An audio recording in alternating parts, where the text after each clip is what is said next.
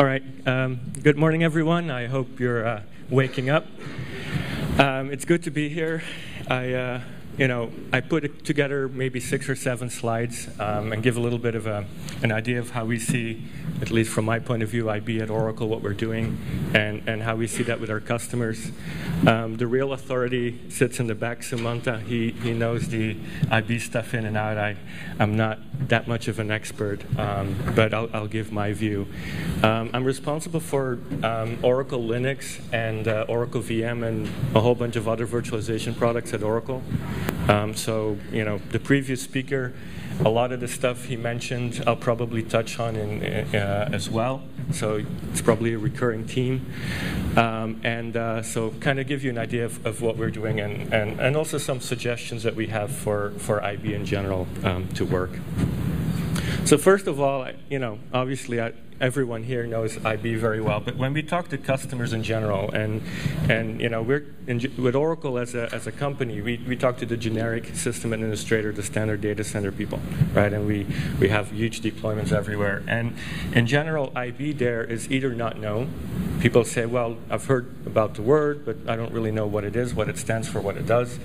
And the other one is that, it's sort of the focus of what folks do at Lawrence Livermore or other places, right? It's a thing you do in labs. It's something you do for high-performance computing for simulations and stuff, but nobody really uses it for standard applications like running a database. Who would use IB for that, right? So that's sort of the basic idea. The other part is that a lot of folks that do know IB have a really hard time introducing it within company data centers because it's different, right? You have this massive lab or huge data centers worldwide in large companies. They're all based on Ethernet.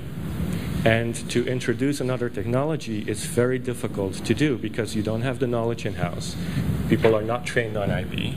And you really have to make sure that there's something that you can easily plug in, right? And I think if anything, that's probably the biggest problem IB faces today to get introduced outside of HPC. If you're a lab, you say, here's 50,000 square foot, just plunk in your entire infrastructure. That's easy. But if you have like a little corner in a data center where you want to introduce IB, it becomes a different setup with different people to manage and different standards and everything, and it becomes very, very difficult to do this, right? So the more you can actually make things look the same from the outside, the more you can push things into racks that are fully internally configured, the better it is, and the easier it will be to make this stuff actually have a chance within an existing data center. The idea around cloud computing, or it's really still virtualization for the most part. Everyone just likes to, have a set script that changes virtualization to cloud, but ultimately both are still exactly the same, right? And so to really go to sort of the cloud computing concept, a lot of these vendors also are trying to push an entire infrastructure change, and it's not going to happen very easily, right? You have to find a way for real virtualization / cloud computing to be able to be introduced gradually. You have to be able to say, I'm buying 500 new servers. They will be integrated within the network, and not I have to build a whole new building and rip everything out in the other one, right? So those are sort of the things that we've seen when we talk to customers on some of the issues. The other thing is, IB is more of a bus than a network, right? It's really a little bit of a different design. So there are different concepts. So those are the main, I think, inhibitors that we've seen from customers when I think Oracle started going into the IB route, 5 years now, 6 years ago? 7 years? Okay, Samantha says 7 years. About that amount of time. So the way we got into it, and Samantha can give a lot more detail in his talk this afternoon, but basically, from an Oracle point of view, we want to make our database faster and faster and faster, right? And so one is, of course, the software developers need to make the code better and introduce new features, but the other one is we have to be able to rely on the infrastructure underneath us, the operating system and the hardware, to introduce new features. And one of the things that we do, I think, pretty well in the database side is clustering, right? So we can take a whole bunch of similar-sized systems, whether it's 2-socket machines, 4-socket machines, whatever, and cluster them together, and it makes it look like a single big database. It's Oracle RAC. right? And so that way, you can take 10 machines and they operate as one. You connect to it, you run a query, it can load balance it across all the nodes, it has high availability and all that stuff built in. And to do that, oh, okay, sorry. So to do that, we have a lock manager, right? And so there's two things we really do. One is we have these very small messages for locking. So when a database has a lock on a specific row or on a table, then if another node needs to know that, we have to send these little messages back and forth. Latency is incredibly important for locking, right? The faster you can have these messages go around in the cluster, the better your performance will be. And then the other part is that we actually move data blocks from one machine to the other. If there's an 8K block on one node that the other node needs, we actually shove that over the network to the other node. In the early days, it would have to go to disk first and then get read back from the other node on disk, but that's like eons ago. Now we push this from one machine to the other. Ethernet works okay for this, but IB is and was a much, much better solution. Latency is a lot lower. Obviously, we can do RDMA for moving these blocks from one machine to another, so you have a lot less overhead, and you obviously have a lot more bandwidth. So having those things made IB a really good solution for us. Now, the problem was we had to get this into a system in customer hands, right? And so one of the things that Samantha's team did was build a separate, or design a separate protocol called RDS. And RDS was really designed to have the right sort of APIs and the right setup for the database to do locking well and to move these messages or these blocks back and forth on the system. And so when all this stuff was done, we could run Oracle clusters on InfiniBand really fast, right? And so that was a number of years ago. It worked well. Very few people did this for all the reasons we talked about earlier and for what the speaker prior to me was talking about as well. Nobody had the knowledge to deploy InfiniBand. It was too difficult to set up. We actually are partially responsible for SUSE shoving this stuff into SLAS because we were pushing the software vendors to ship this as part of the product because it was really difficult to say, go download this stuff from some website and install it. Kernel gets upgraded, things don't work anymore, we tend to get the first call, right? And so we really were trying very hard to get IB in sort of a state that was easy to deploy. The next step for us that happened was, okay, we solved the database clustering problem. Now storage was still an issue. For us, storage is sort of dumb storage. You have SAN, fiber channel, you have iSCSI, or you have NFS storage. Doesn't matter for us, it's just block store, whether it's files on a filer or a raw volume on a storage array somewhere. And so we just basically, from all these nodes, go down to the disks, read blocks, and process them. Now, what they came up with in the database group was, well, why don't we push some of the database logic down to the storage so that when the database needs to do a query, we just send the query down and the storage itself will go read these blocks from disks, and only the blocks that are needed get pushed back to the database nodes. And so that's what are called storage cells, and that's what was introduced when we launched a product called Exadata. And that was then also built on InfiniBand. So here we now had a setup where you could say, I have X number of servers that have a lot of disks in them. They run Oracle Linux, they run the InfiniBand stack, they run the RDS protocol, and they run this special Oracle software that can go and scan these local disks and send these result blocks back to the database nodes. And then we have the database nodes, which are standard Linux or Solaris now as well. Solaris or Linux environments running the Oracle software stack with InfiniBand altogether. To make this something we could actually deploy well with customers, we decided to put it in a box. Right, so Exadata is a basic, complete engineered system where we have a full rack, or you can start with a quarter rack, quarter half full. So a full environment that's pre-wired, pre-installed, and you can just wheel into a data center. People plug it in, they take the network cables, plug it into the system, and they're done. So for us, this was great because it allows us to introduce InfiniBand without the system administrators and network administrators in those companies to deal with it, because it's within a system, right? The admin doesn't need to know because they plug it into the network. right? So the ability to take environments and just plug them into an existing environment is actually very important. We're lucky now to have this full stack, so we can actually do this as a company. But this is actually something that we think is really important, and that really allowed us to introduce InfiniBand into our customer base. Without that, it would have been very, very difficult. So what happened after that, given that this is really successful, right? We really use InfiniBand top to bottom. Every last ounce of latency and bandwidth is made use of, and so we get the really great performance of it. And so, you know, Larry Ellison now really likes this stuff. And I don't know who here went to Oracle World last year, but so basically we started introducing other similar environments. One was Exalogic, which is basically a middleware box. So you end up with a full rack, full InfiniBand. It has our middleware software installed, and so you get the same environment. We have, obviously, the Spark systems, and we have a Spark supercluster, all InfiniBand, all pre-wired. You get the system, you put it in a data center, you plug it into the network, right? And so that's sort of the Oracle way now for being able to introduce a system that's fully, you know, pre-wired and pre-configured. It also means that we're responsible for the operating system stack. And one of the discussions that I heard in the prior talk about, you know, an operating system upgrade comes and everything stops working, starts breaking. Since we offer the full stack, we actually make sure that when there's a new kernel, we also have new OFET modules, right? All these things are tested, and it allows us to introduce upgrades without breaking everything all the time, right? So that's an important aspect.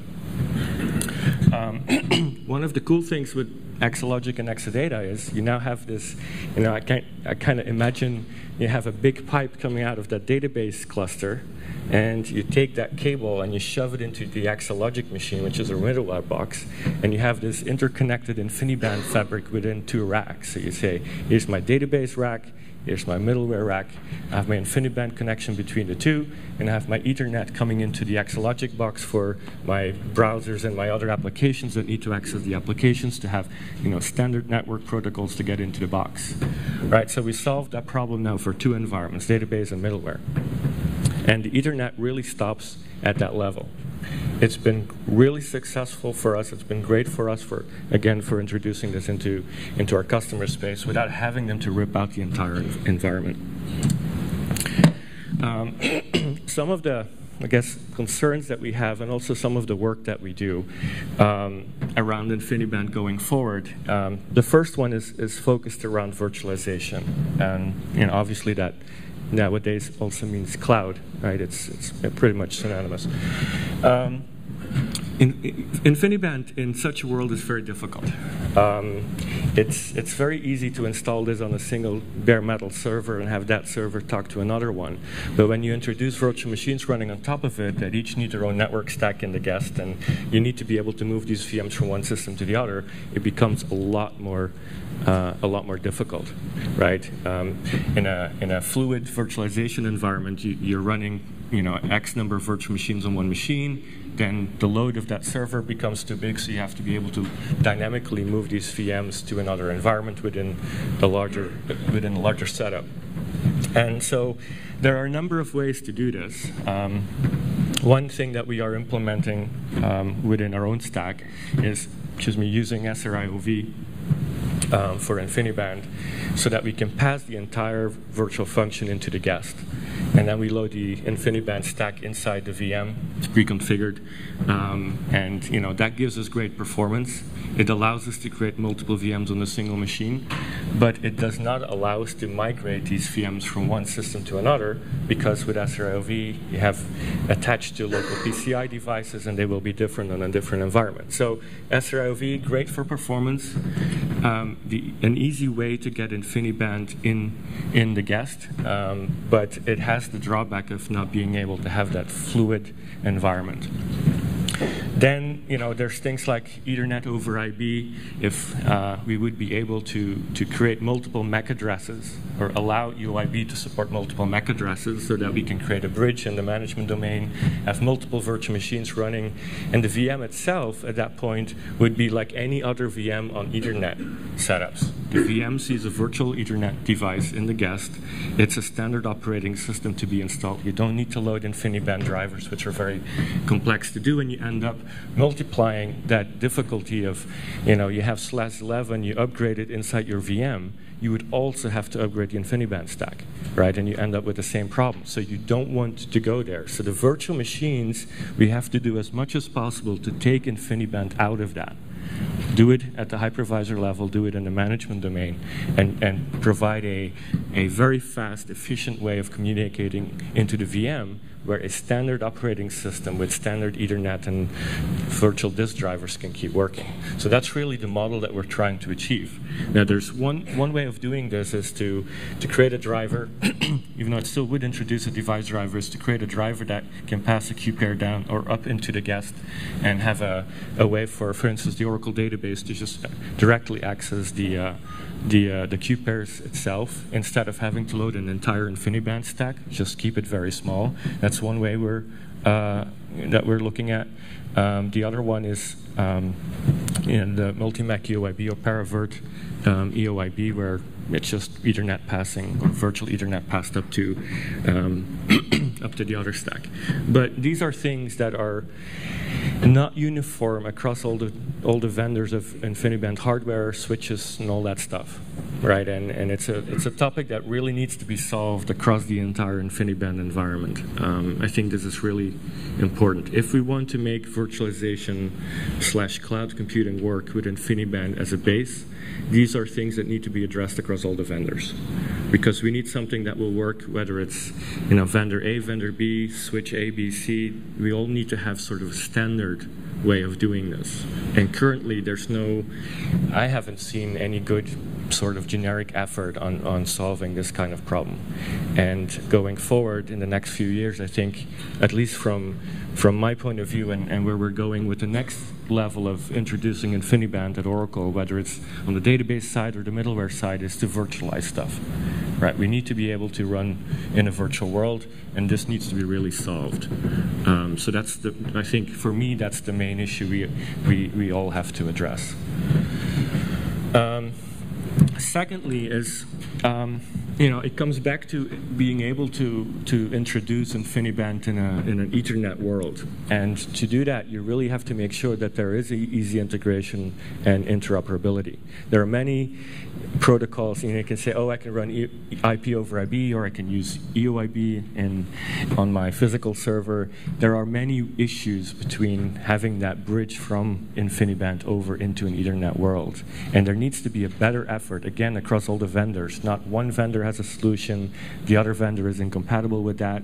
It needs to be something that really needs to be solved for IB to have a broader reach in the data center. The same, which was mentioned earlier also, is working between multiple switches, vendors, or multiple stacks. One thing that I'm not sure if people here are aware of, but Sun in the early days and NetApp had this thing called Connectathon.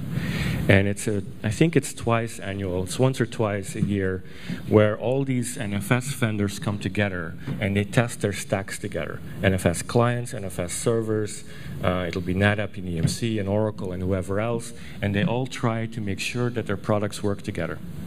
It's a 1 week long effort. Everyone brings their stuff. It's an open discussion. And it's like, let's try the Linux NFS v6 client against a NetApp server, against an EMC array. Let's try the Solaris client with a Linux server. Let's try the Linux client with a Solaris server, and so forth. And it's a very, very good event, right? There's a lot of interest. All the vendors like doing this because it solves a real-world problem. I think that we should do something similar for InfiniBand. I think that there needs to be someone, and I haven't actually spent the time on it yet, but maybe we can help from an Oracle point of view as well to sort of get this type of stuff settled, right? Some system vendor or a number of system vendors need to come pick up this thing and say, let's organize this, do it, maybe it can switch from vendor to vendor, 1 year at Oracle, 1 year at IBM, and so forth. It doesn't matter where it is, and put this together, right? I think this would be huge. If everyone gets together on this, it will actually start solving problems of interoperability. And I don't think there's another way to do this, because specs will not solve this, because everyone, and the IB spec is a big one, right? Everyone will interpret things differently, and you end up with something that just doesn't work together. Ethernet has had millions and millions of deployments for way long. They know how to do this. I can take a system with some vendor, with some other switch. It works. The chances of these things not working are very, very small. With InfiniBand, very, very high, right? And to introduce this stuff at large scale, not just in the labs, not just in HPC environments, this has to be solved, right? I mean, this is a real issue. I hope we can actually, work together on this. The other one is indeed configuration of IB. It needs specialized knowledge, right? And Larry, many years ago in one of his keynotes, made an interesting comment that I'll never forget. It was unrelated to this, but he basically said, Kellogg's Cornflakes is in the business of making cornflakes, but they have to hire MIT grads to run their business. It's ridiculous. Right, and so this is the same thing. If you want to introduce IB into a company, you have to find incredibly specialized, expensive people to do your system administration. Ethernet, not so, right? Many people can take a simple Cisco switch course. They know networking well. They know an operating system well. Boom, you're done.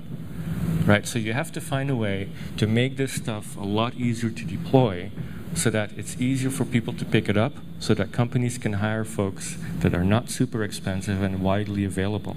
Without it, there's no chance that this will expand beyond much of what there is today. And so those are sort of the main issues on that side, on the management side. Then, for the Linux part in particular, I do think part of OFAD is in the Linux mainline, but it's not entirely there. And I think it would be good, and it would solve a lot of these vendor integration issues if the entire OFAD stack is in the mainline kernel, and you don't have a stack that has a lot of the old garbage in there. Okay, garbage is luggage is maybe a better word. But the good thing with OFAD is you can download one tarball and it'll build against all these different versions, right? So that's the good part. The bad part is it has all that stuff in there, right? And so Linux tends to really work well if it's in the kernel and it's maintained as new versions come up. Distribution vendors pick this up and they ship it to customers. It's linked in, a new kernel update comes out, a security update. It's all there. You don't have that issue of, oh, I updated my kernel, an ABI change happened, I have to go and download the OFAD stack, recompile it, and then make my business run. You can't do that if you have hundreds or thousands of machines. You don't have to do that with Ethernet. The drivers are there, you plug the thing in, it works. You have to make IB do the same thing. The easiest way to do that, especially on the Linux side, is to push all this stuff up into the mainline kernel. Stability-wise, we find a lot of OFAD bugs, a lot of them in the RDS driver as well. I do think that it would be good to have a broader set of test suites that test the entire stack much more frequently. Oracle is a product that tends to break every single operating system, or we find bugs in the storage. We can drive software and hardware really hard. And so it's actually a really good way to test products. It's a good way to test operating system, but it's also a good way to test InfiniBand. And so I do think that there needs to be a broader QA suite that tests all these things a lot better. We spent probably 1.5 years making RDS scale to the level that we wanted it to scale. But then when we look at the middleware stack they use SDP, it doesn't scale We're going to do some of that work ourselves as well, but it shows that there's not enough of a concerted effort across all the vendors to get this stuff really, really done well. And then I think the last one is NUMA performance. Every system today is NUMA, right? You have a 2-socket machine. Memory is local to each of the sockets. The latency and stuff has gone down a lot, or the NUMA factor is really small, but it exists, right? And so when we did the 8-socket work for Linux with InfiniBand, it really took about 1.5 years to make that scale, to make sure that it's not just one process or one thread doing network I/O or I/O. Here we're talking about thousands of processes all hammering all the sockets to get to the other nodes, to get data back in and process it. When you do that with standard Linux and the standard OFED stack, it actually doesn't really perform very well. And so I think that's the other part where there needs to be a bigger effort of all the vendors together to make sure that you have scalability testing, and that includes figuring out how interrupt handling gets done, how the load is spread across all these cores and sockets to make sure this thing scales, that everyone can take that stack and make it work without having to spend 1.5 years with a large team to get this stuff actually shipped and out the door. Right, so those are the things that we're doing. We actually have been hiring quite a few InfiniBand folks in my team to work on the Linux side. The Solaris folks obviously have implemented their own InfiniBand stack. We are working together to make sure that the Linux OFED stack and Solaris IB stack works together, so we do have our own interoperability testing, but that's just within a relatively small set of vendors, so we have to get that out to the rest of the world. And I think we're happy to help with as much as possible, including test suites and whatnot. So those are sort of the main items. So I don't know. We care a lot about IB within the company now, and we're a good company to help push this into the customers, right? We have hundreds of thousands of customers. We have products that are incredibly competitive that allow us to say, here, yes, it's a little bit different. We're hiding it today because we're giving you an entire system, but we can push it into an existing data center, right? And so given that our focus on networking is very much IB going forward, we care. We're helping to make this better, but we also would like to see some of these things happen, because otherwise it's difficult for us, and it's going to continue being difficult for everyone to get into a larger space. So that's sort of what I had to say myself. But I hope that's a reasonable list of suggestions. I don't think there's anything unknown or controversial here, but that's sort of at least my view, and I think I represented most of our issues from a company point of view at least pretty well. So does anyone have any comments or questions on this? Yeah. I guess I have one comment / question on your first bullet to get OFED fully upstream in Linux. So OFED actually includes both kernel component and user space library. So kernel.org, which is Linux, only maintains kernel components. So that's different than Ethernet, right? So for the user space components, OpenPaths is upstream. We are the upstream for that. We're the only people that release that code and maintain it. Right? So, I don't see where you can't get all of that code to kernel.org because they don't maintain that. Right? Yeah, that's true, but I don't think that whatever is in Linus's tree is exactly synced up. It is not. Right. That's a problem. Right. Yeah, so I was more a comment about... That is a problem. Right. Yeah, so that's more my comment. Years to try and solve that right. problem. Yeah. So I was really talking about that aspect. Anyone else? Yeah. You talked about the Exadata system having InfiniBand embedded, but you also talked about having virtualization, the virtual model where you want the guest to see Ethernet disk device. That's not in that appliance you have. That's for just a general use, or that's a custom use case for that? So Exalogic, which is the middleware machine that we introduced last year, really goes to that area because you end up with smaller VMs that run, WebLogic server or something, but they're generic VMs, right? And in that case, we are pushing our Oracle VM as a virtualization product into the stack. And that really is our sort of first way of introducing virtualization with InfiniBand. The first version of that is physical, so you have physical Linux nodes running, or Solaris nodes running WebLogic server on each machine, but that's just too big. And so the next version of it is going to have virtualization. It's Zen. We use Zen. It's Zen embedded, and then we create VMs. So for us, it's easy to provide a VM that's configured with the IB stack inside with SRIOV because we offer it to customers. We do updates to it, so it's not an issue of, a new version comes in and you have to figure out what the hell has changed, right? But if you want to use this for a generic virtualization solution, then if somebody wants to run Windows, well, good luck trying to figure out how to create a Windows VM and get the IB stack installed in there as a virtual machine. So it becomes a lot more difficult to make this more general purpose. And that's our driver. So it's okay to have the two, right? So we can say here the Oracle WebLogic Server VMs are all using SRIOV with the InfiniBand stack installed, but if you want to run a standard environment, then okay, you get a virtual interface and a virtual disk and you're happy to go. But then we have to be able to support that as well. And that today, other than using IP over IB, doesn't really work. And we don't really like to use that from a lower level point of view. For performance reasons as well. Yeah. So you mentioned that you use the pass-through piece. What's that? Well, the idea could be to have a really small device driver running inside a guest where you don't really have to pass the entire InfiniBand user space and kernel stack installed in the VM. So it's not fully baked yet. We've been talking to some of our partners to figure out what. So look at it as it's like a Paravert driver, right? In Zen, you have the Zen virtual interface for networking. So could have something similar for IB, that you have a small IB VIF or a virtual IB interface in the guest instead of having the entire stack loaded like all the Mellanox drivers and all that. So to keep it really tiny, have a simple interface.